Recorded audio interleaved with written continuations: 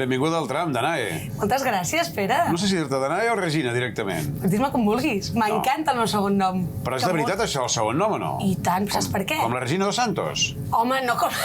Clar, jo he sentit Regina i penso Regina. Saps per què? Perquè Danae no existeix al santoral cristià, romà. No existeix. Ah, no? Clar, jo soc del 85. Sí. Quan em van batejar, el mossèn va dir però quin coi de nom és aquest? Exacte, home. I llavors va dir, no, se li ha de posar un segon nom, doncs com a tanta gent, un nom que sigui el santoral, i Regina. Va triar, la meva padrina, el tieta Rosita, va triar el Regina.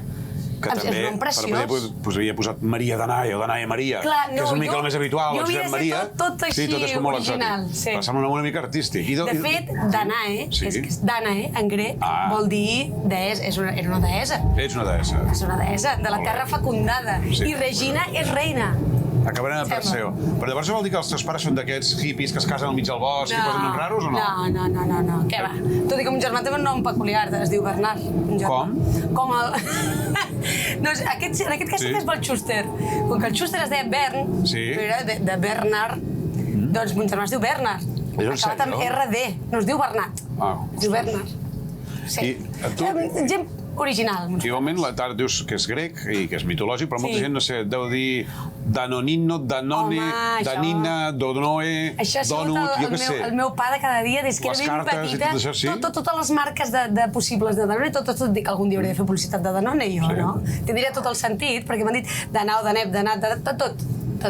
Però a mi sempre me'n fotia, jo deia. Sí, veig que no és un teu que preocupi especialment, Et dic una cosa, Sí. tenir un nom original o diferent, a mi m'agrada i crec que m'ha anat bé, sincerament. I una altra cosa, a nivell artístic, perquè al final part de la teva professió té un component artístic, Sí. ja no t'has d'inventar un nom. Vull dir, Totalment. Danae Boronat, el cognom tampoc és un clar. González, diguem-ne, és un cognom Clar, que ja té la seva Home, cosa. Boronats a Tarragona i a València n'hi ha Sí, així, bueno, però a Madrid, No és tan original. o fora de Catalunya... Sí, a Madrid sempre els hi ha costat. Però esto... Boronat. Sí. Danae Boronat, o alguna cosa així Sí, deuen dir. però Danae també em sona molt fort. És com, no, Danae, li traiem l'accent, més suau, més suavitzat, més mono, i ja està. No hem fet ni 3 preguntes i ja m'has tret que ets de Tarragona. Home, Bueno, a part clar. però passats, ets de Tarragona, i a més que ets pregonera. Si és que no sortim enlloc, o sigui, la gent de Tarragona necessitem reivindicar-nos. Els de Lleida diuen el mateix, Perquè, sí, però és que és veritat, el centralisme de Catalunya existeix i el practiquem tots els periodistes, a més, perquè jo ara molts dies me n'adono, dic, és que practiques centralisme i em fot una ràbia perquè no puc anar contra les meves arrels, contra casa meva, contra la No, si no vull que hi vagis.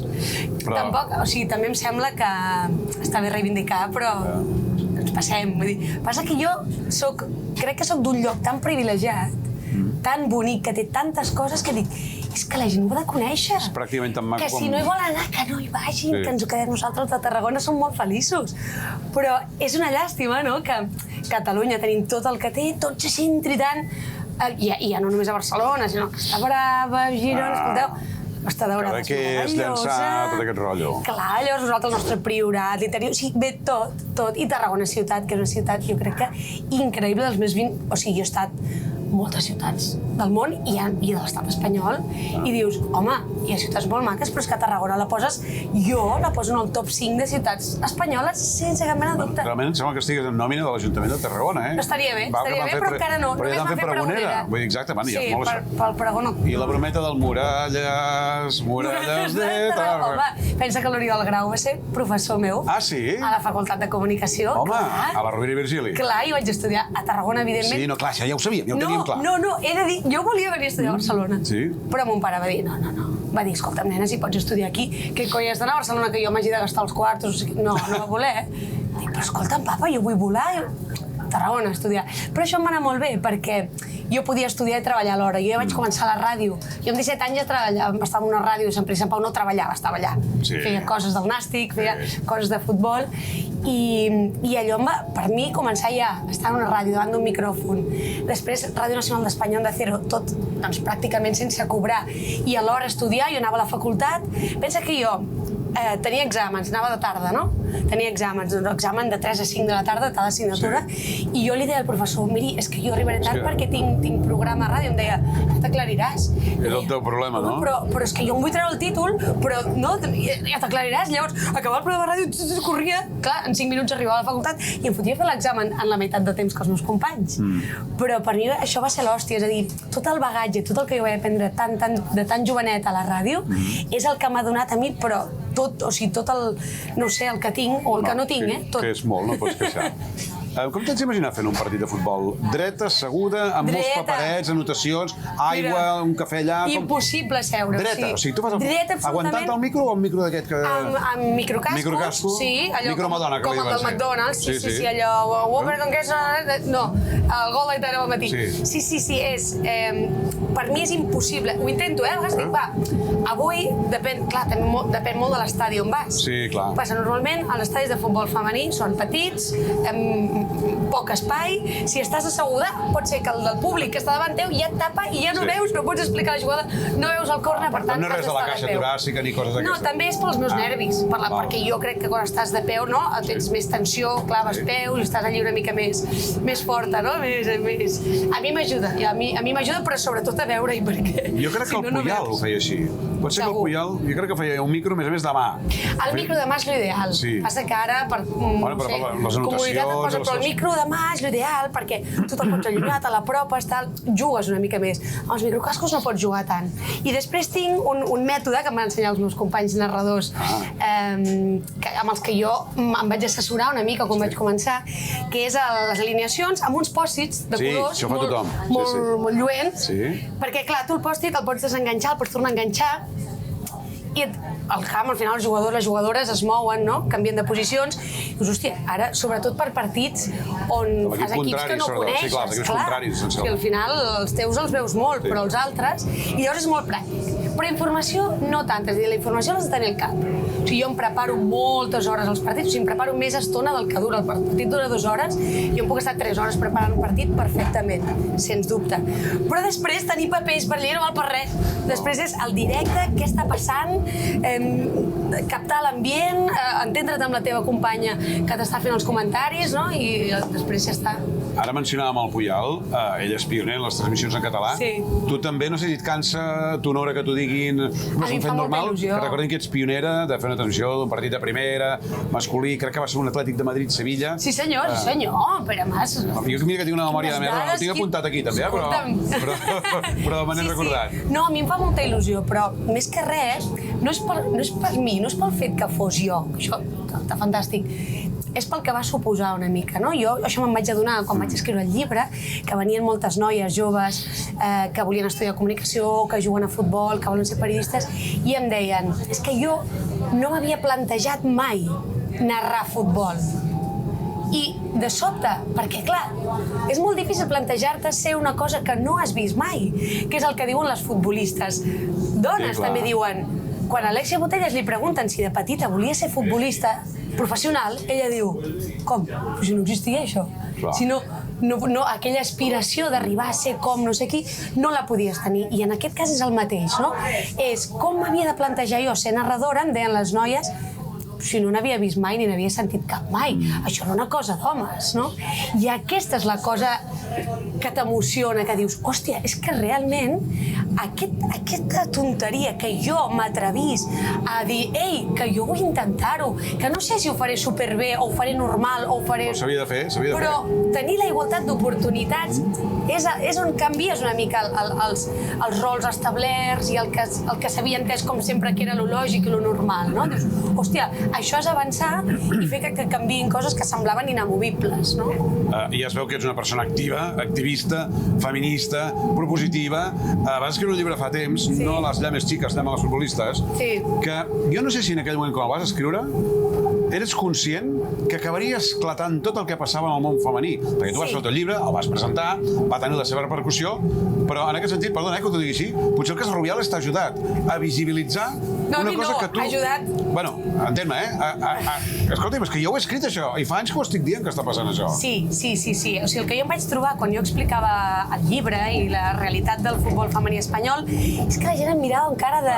Estas chicas se quejan para todo, ¿no? ¿De qué está parlant? Aquesta primera, una realitat totalment totalment desconeguda és aquesta que coi m'està explicant ara, de que les noies no tenen les condicions adequades per jugar a futbol, de que se les maltracta, de que no se les reconeix...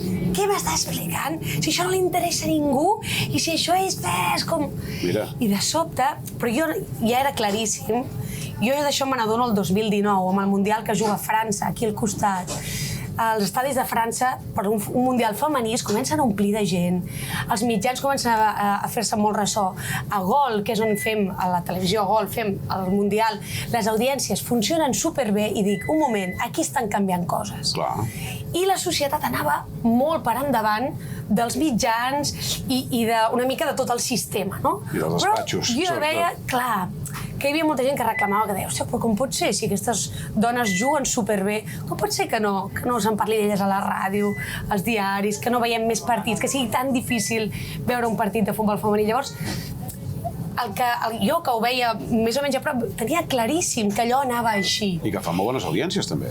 Clar, és que és brutal. Llavors, a Gol vam veure això, que les audiències funcionaven, que si tu el producte el tractes igual que el producte masculí, si tu li poses el llaç, el màrqueting, la publicitat, tot el que tu aboques al futbol masculí, tu aboques al femení, la gent t'ho compra, la gent diu, hòstia, clar, si és el mateix esport, si són les mateixes samarretes, els mateixos clubs, els mateixos himnes, el futbol va molt més enllà del negoci. Al final és aquell sentiment de vinculació que tens, no?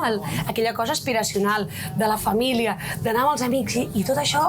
Jo deia, és que és evident que això va amunt i que el que s'està fent fins ara és posar traves a aquestes jugadores. I jo, mira, no he crec gens en el tema dels horòscops, no? Perquè no ho passo olímpicament, però jo soc balança, no? Sí. I és veritat que tinc com un... I això jo no me n'havia donat i ma mare em diu, filla, això va amb tu des de petita. Aquest sentiment de la justícia. Sí.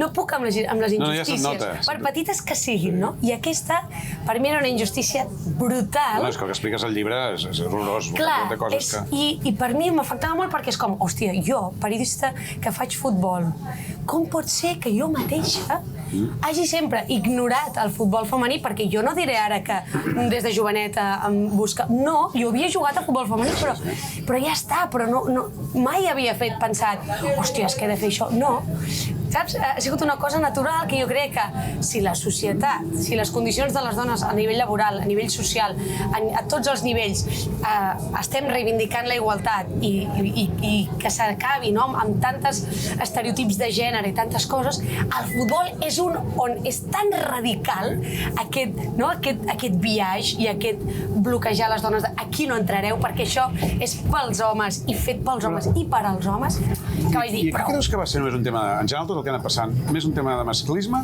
o també d'un cert mamoneig econòmic i batalla de poder? Perquè jo crec que es creuen diverses trames aquí. Hi ha absolutament de tot, però la base és el masclisme estructural, heteropatriarcal de la societat, això és així, a les dones, a més, al llibre ho explico, no?, com ha anat evolucionant de per què no les deixaven jugar a futbol. Primera, per tema de salut, no?, com és que us fareu mal als pits, no?, us quedareu estèrils, els hi deien a les dones. Sí. Després és per un tema d'imatge, no?, això és de masculí, no?, això és de dona poc femenina, fer un esport tal. Ha anat evolucionant les excuses, no?, perquè una dona no pugui practicar futbol, llavors això, la base és el masclisme claríssimament. I després ja estem ara en la fase del no és negoci, no ven prou, i per tant no es podem pagar igual. Clar, per tant, què voleu? Què voleu? Sous com els de Messi i Cristiano? No, si el que volen és poder dedicar-s'hi a un sou digne normal, no?, de la quantitat que s'hagi fixat, que fins fa 2 dies no tenien ni un conveni. Llavors, és això, ara estem en aquesta fase, molt bé, si les dones practiquen esports, poden jugar a futbol, molt bé, si ho poden fer més o menys bé, tot i que és molt més avorrit que el masculí, encara estem aquí, en alguns, i és això, encara no és negoci. Molt bé, és que un negoci, des de quan les coses són negoci per si soles? Un negoci tu hi has d'invertir, has de posar unes bases, no?, perquè allò creixi, es consolidi i pugui tirar amunt. Anava a preguntar cap on anem ara. Bueno, estem movent, no sé quin amunt i avall al Besòs, però laboralment, ara ja sé, on estàs al teu, estàs fent moltes coses, segueix fent el futbol, però cap on vols anar ara? Veus, no sé, tens ganes de fer un matinal de ràdio o presentar un telenotícies? Mira, per mi la ràdio és el millor mitjà que existeix. Jo he començat a la ràdio, jo tinc tot el dia la ràdio posada, per mi, i la gent no em creu quan ho dic, perquè com que m'associen més a la tele, per mi la ràdio és el millor mitjà de comunicació que existeix, per la senzillesa. A la tele tot és molt complicat, ja ho saps tu, Pere. Sí, per mi m'agrada que a la ràdio tot és senzill, és proper, és espontani fins i tot, és molt més... I això va amb mi, no? Va amb la meva personalitat. A la tele tot costa més, tot i que m'ho passo molt bé, que ho deixo molt a la tele. Llavors jo sempre penso que vull tornar a fer ràdio. Per això et deia un matinal, per exemple? Per què no? Al final, mira, una cosa que m'he trobat molt, Pere, és quan tu vens de fer sempre una cosa, no? Jo havia fet periodisme esportiu, clar, l'havia fet a la ràdio, a la tele, als mitjans, escrit, no? De sobte passes a fer entreteniment i et diuen, però on va aquesta? Que també, també vol fer això, ara també vol fer això. Però a tu t'ha anat molt bé això, eh? A tu t'ha anat molt bé això del... Clar, és com, bueno, és que el periodisme esportiu què és?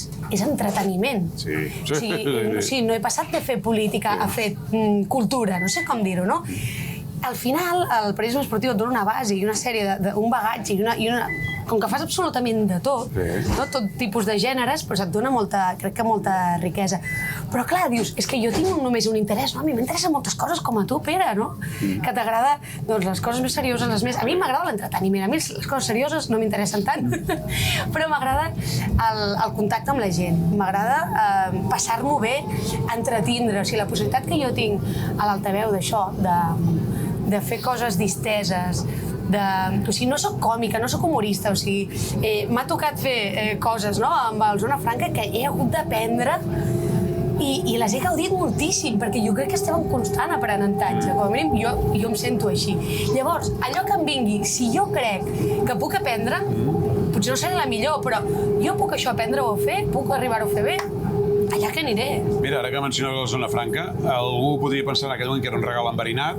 Realment, bueno, a més és una cosa que et sortirà d'aquí 10 anys quan t'entrevistin. És la pregunta que et perseguirà tota la vida. Sí, cap problema. Però, en el fons, o sigui, va passar el que va passar, va tenir la dificultat que va tenir, però jo crec que t'ha servit per fer un canvi a la teva carrera, que ara s'ha traduït en estar fent el magazín de tardes a Televisió Espanyola, a l'Altaveu, i que vés a saber cap on et porta en el futur. Jo és que, Pere, crec que normalment nosaltres mateixos ens posem com moltes limitacions, no? De dir, passa molt amb les dones, amb el tema de narrar partits, hi ha certa por, no? I la por sempre és el que diran, no? A les crítiques. El no ser acceptat, el no agradar a tothom, i jo ja ho he superat fa molt de temps. Tu te l'enrenyisques bastant, no, diguem-ne? Sí. O te la bufa. Sí. He de dir que m'ho llenço bastant a l'esquena perquè, malauradament, vivim en uns temps en què tots estem molt exposats, no? Tothom es veu en capacitat de dir el que li sembla sobre tu, sobre el teu físic, sobre la teva veu, sobre com parles, sobre el que saps o no saps. I dius, com que et jutjaran igualment, tu fes allò que t'agradi, intenta-ho, i el que has de valorar és el que et diu els professionals d'això i la gent que t'estima, doncs vas bé, no vas bé, però l'estar sempre pendent del què diran, si em criticaran per fer aquesta feina, per fer aquella altra, per fer-ho millor o pitjor. Jo sempre dic que criticar des del sofà de casa és molt fàcil. M'encantaria veure tots aquells que agafen el mòbil per dir, llançar l'odi, vomitar l'odi que vomiten cada dia. M'encantaria veure'ls cada dia quan s'aixequen per anar a treballar i veure com sona la seva feina. Expliquen coses de la Txelo García Cortés. Ui, la Txelo és meravellosa. Perquè això de l'Altaveu és la cosa més curiosa. La Txelo és meravellosa. Mira, és això. A l'Altaveu tenim gent fantàstica que s'entrega perquè la gent passi una estona divertida a casa seva, i això és meravellós. I la Txelo García Cortés, que ve d'estar en el programa, no sé, més vist potser de la història de la televisió a Espanya, no ho sé, perquè el Sálvame podria ser-ho, i que té una edat, que té una experiència, una carrera brutal. Clar, jo ara l'he anat coneixent, jo la coneixia molt poc. I ve amb una humilitat, amb un bon rotllo, amb unes ganes de fer equip, de tot. Si li posem el pinganillo, l'orellera i el director li diu coses i ella diu, és que no te oigo, diu en directe. Meravellós. Aquesta espontaneïtat de dir, no està allí preocupada per... No, ella és tot a favor, remar a favor del programa, i la gent l'estima moltíssim. O sigui, el que notem, missatges, coses que ens diuen, a la gent li encanta veure, clar, al final ha estat molts anys, no?, al menjador de casa de tanta gent, que això fa molt, i això et passarà a tu, Pere, que la gent t'agafa com carinyo, no? Sembla que et coneguin de tota la vida i a ella li passa que tot l'equip va i li parla com si la coneguessin.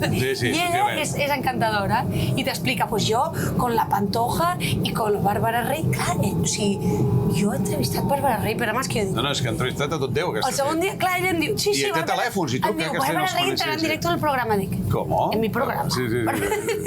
I dic, bueno, clar, jo mai m'hagués imaginat Baronessa Thyssen, he entrevistat a Carmen Tita Cervera, a la Bàrbara Rey, gent d'aquesta de la faràndula, que a mi m'encanta també, a mi m'encanta la faràndula. Sí. Però... Ja se't nota. Clar, no m'hi hagués imaginat mai. Escolta, t'estic observant atentament. Sí. Avui vas com... Bueno, no vas tan tapada com jo. Casual. No et veig cap tatuatge. No m'agraden.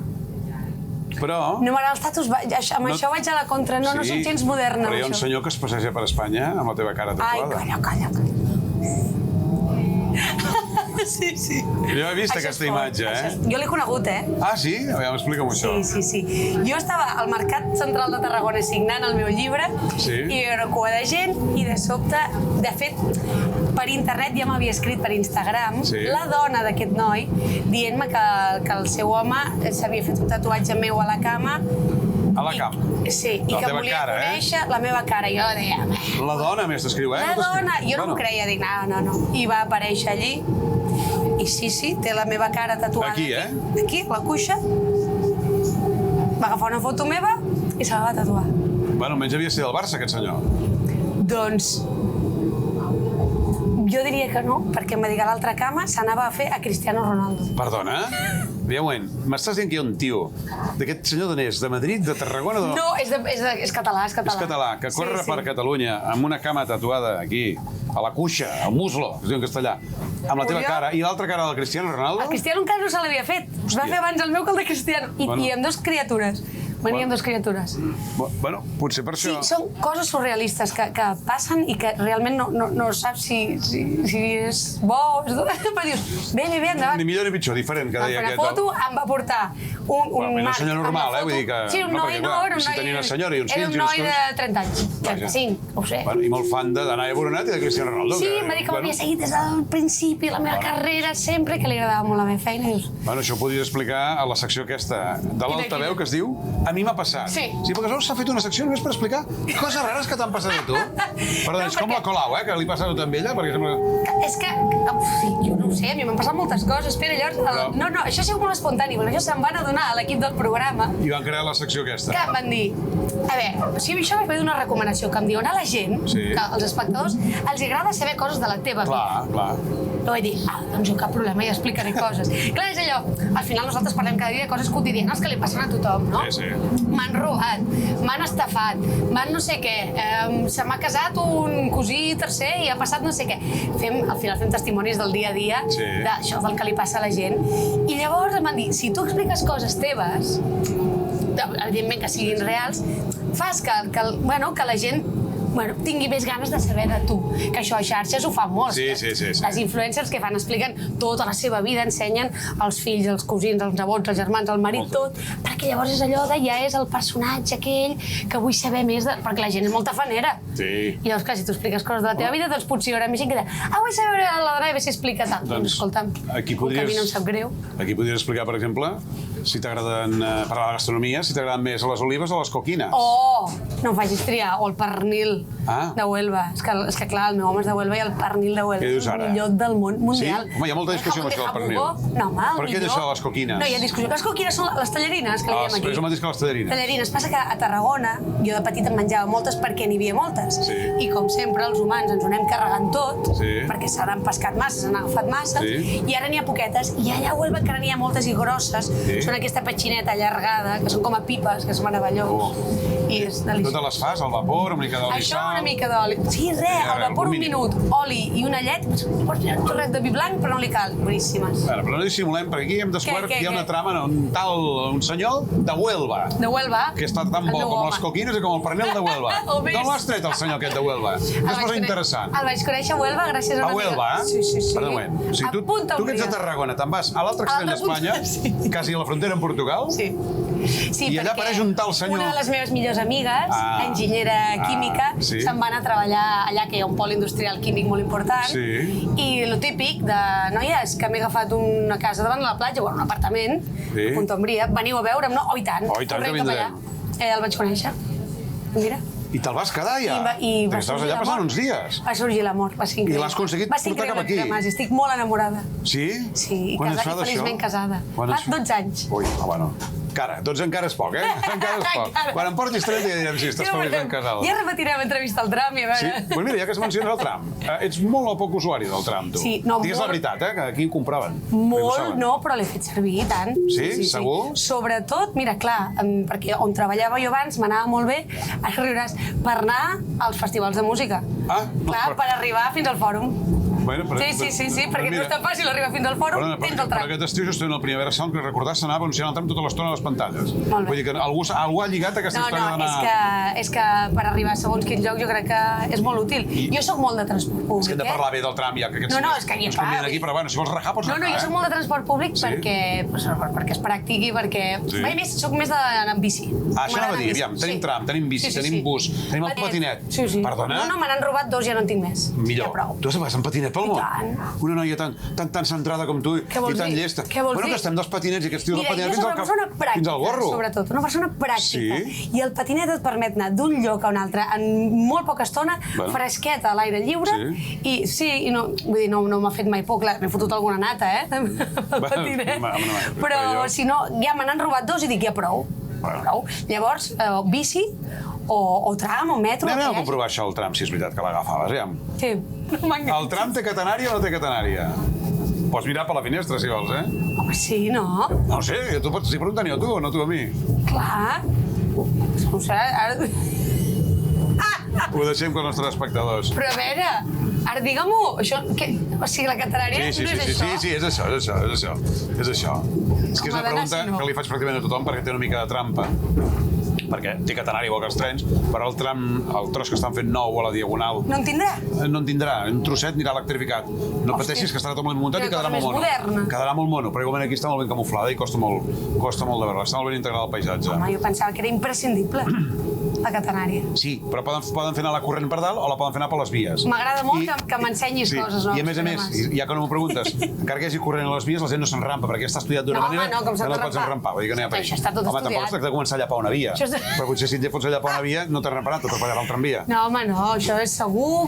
A mi, et dic una cosa, de veritat, m'encanta, és a dir, el tram... Estaran molt contents, ara aplaudiran molt. No, t'ho dic en sèrio. Poder anar veient la ciutat, fresquet, còmode, sincerament, crec que hi ha poques alternatives més còmodes que això, perquè si pots anar veient el paisatge, no anar per sota terra. I és que cada vegada, saps què passa? Noto, Pere, que em faig gran. En què ho noto? En què de sobte tinc com llocs claustrofòbia. Escolta, abans hem parlat molt de feminisme i indirectament a través del món del futbol. Sí. Ara hi ha com una mena d'onada, com un contraatac ideològic com bastant conservador. Hi ha una mena de llioli una mica estrany. I a mi, en tot això, i també, per exemple, s'està com perseguint també tot el tema del moviment LGTBI, em crida l'atenció que així com el futbol femení han aparegut moltes futbolistes que manifesten la seva orientació sexual sense cap problema, no es conegui cap futbolista, o molt pocs, que sigui gai. I això és un tema que m'obsessiona, Pere. A veure, que ningú té l'obligació de dir-ho, si no vol dir-ho. Evidentment que no. Tu saps que jo porto potser 10 anys preguntant-li a tots els companys al final, està molts anys a Movistar, fent programes de futbol, i han vingut entrenadors, exentrenadors, jugadors, exjugadors de diverses generacions, no? I a tots, absolutament, els he preguntat: mai has pensat que al vestidor tenies un company homosexual? Et diria que el 99% de les respostes ha estat no, què dius? I dic, com? Tu creus que... Típic jugador que ha estat en 10 equips, que per tant ha tingut mínim 200 companys. Dic, tu creus que no hi havia cap company que fos homosexual? De veritat ho creus? I et dic una cosa, no s'ho han plantejat mai. És com que és un tema tan tabú, que és que... Però hem vist un guàrdia civil la portar a un diari espanyol dient soy gai. En canvi, i les futbolistes, que ho terroritzen moltíssim, elles. Però és que saps què passa? Que hi ha hagut algun futbolista que s'ha atrevit a dir jo no acceptaria un homosexual al meu vestidor. Hi ha hagut algun jugador que ho ha dit públicament. És molt gros. Al final també és veritat que conviuen moltes cultures, no? Però com s'ha apartat? De fet, una de les teories que crec que probablement més plausibles de què passa és que el jugador que és homosexual, no? I que està, doncs, que pot tenir una carrera prometedora i que va progressant, crec que se l'aparta abans que pugui arribar, és a dir, com que no pot sentir-se lliure, còmode, ja no progressa a nivell professional perquè a nivell humà se sent retingut, tancat, engabiat, no? Doncs mira, és impossible és una teoria que no havia sentit mai, aquesta. És que és impossible que tu siguis el millor professionalment si no t'accepten la teva condició sexual, no? Llavors, sincerament, crec que ells surten perquè diuen és que aquí no podré ser mai lliure, i és molt fort i molt greu, però crec que estem més a prop. Ja ha sortit un australià, estan sortint allà amb comptagotes, però necessitem que algú que sigui molt mediàtic faci aquest pas. Jo crec que en 10 anys ho veurem. Com a molt, en la propera dècada... Ens ho guardem. Sí. Estem acabant, perquè estem arribant pràcticament. No sé si t'has trobat mai el Miquel Iceta en un karaoke. No, però m'encantaria. Home, ja està. M'encantaria, per favor. Però si és un crac total. No, però jo dic pel tema Don't Stop Me Now, de Queen. Sí, no, jo... Ell la ballava, aquesta cançó. Clar, i a mi m'encanta. Què passa amb Queen? A mi és igual, jo en karaoke soc feliç, Pere Mas. O sigui, en un karaoke o en un escenari. Mira, jo de petita deia que volia ser cantant. Entre el karaoke i el patinet, no? Mira que m'agradaves molt, però... Però és que jo volia ser cantant, i he fet tota la vida dansa. Jo volia dir, jo seré cantant, no he tingut veu de res, però he fet música, piano, dansa, tota la vida. El futbol era allò, als estius, quan em deixaven una estona, però no. I el karaoke és allò que pots anar a fer el burro, és una mica s'ajunta tot.